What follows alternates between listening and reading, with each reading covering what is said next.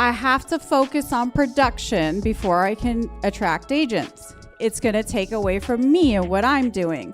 You're going to fail 90% of the time. The only way I was able to win this lady over and get her to stop cursing at me was to have You might leverage. want to start considering agent attraction.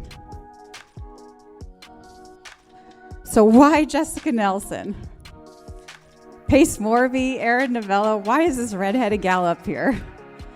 I did something that no one else in our organization has done yet, like Mr. Novello said. Yes, I'm an icon. Yes, I produce. But I also attracted 67 agents. Now, we all have these voices.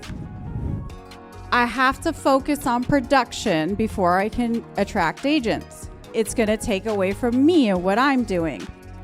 I'm not a babysitter. I haven't done 2,000 deals like Aaron. Anyone else in this room guilty of saying any of those things? I appreciate your honesty. Well, here's the reality of why you might want to start considering it. One of the reasons why I started working with Aaron, and some of you have probably seen my story, is something pretty bad happened to me. And I had to start over financially at almost 40 years old. So I sold everything to try to keep up a lifestyle. And what was left of $750,000 invested in grade A multifamily brought me $4,000 a month.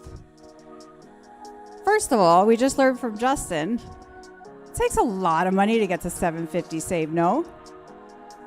I mean, it took me to 40 years. I don't know how much I got left, right? Look at how much I had to invest to make $5,500 a month. These people are my friends. I care about these people. We have fun together. It's a good time. So I'm going to ask you, which is more realistic for you? Because I know a lot of you guys are like, doors, doors, doors. I have thousands of doors, and it's $4,000 a month. I have 67 agents, and it's $5,500 a month. Which is more realistic? 2 and a 3:30. Which would work best for you on Monday? Ooh, nice tie down there. I like that. Very nice. Love that. So if you haven't already, go ahead and create a virtual office. Leadership starts with allowing people to see what you do and also being a great example for them. So let me ask you this. If you're truly a leader, leading an organization, and 60 people every day are watching you prospect, watching everything you do, are you going to be more productive?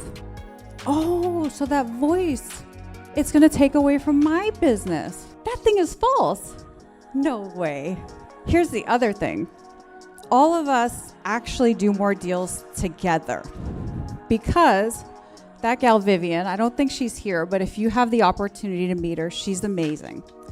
Vivian is the queen of FSBOs, and she has taken every single person in her org to learn how to find FSBOs.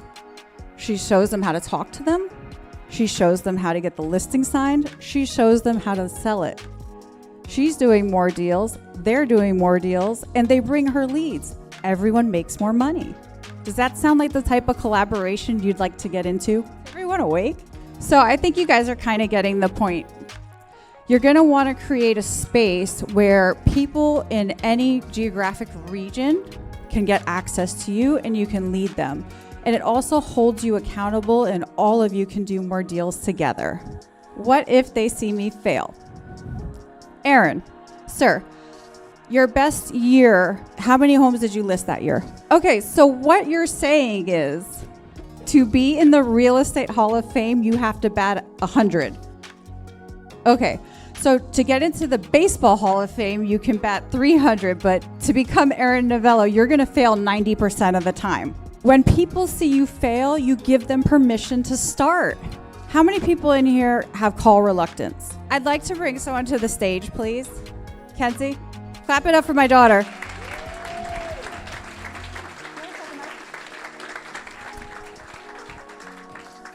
Kenzie, how old are you? I'm 14 years old. And how long have you been prospecting?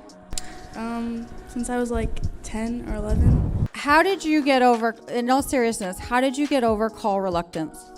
I let my sister bully me every day. So when I got cursed at multiple times yesterday, it was fine. Some lady in Kansas answered the phone and she was like, 12 people have called me today. F you, what do you think you're doing?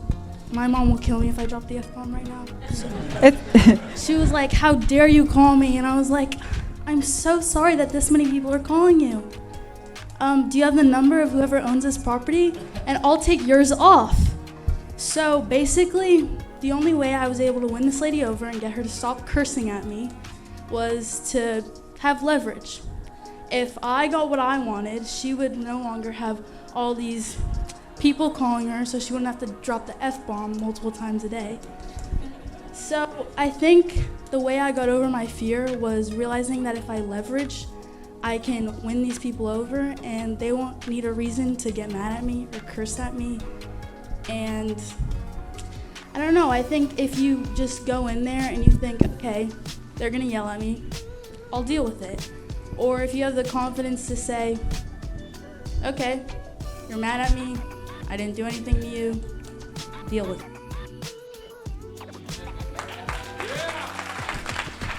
Real talk. I know you're being well behaved because we're in front of Uncle A,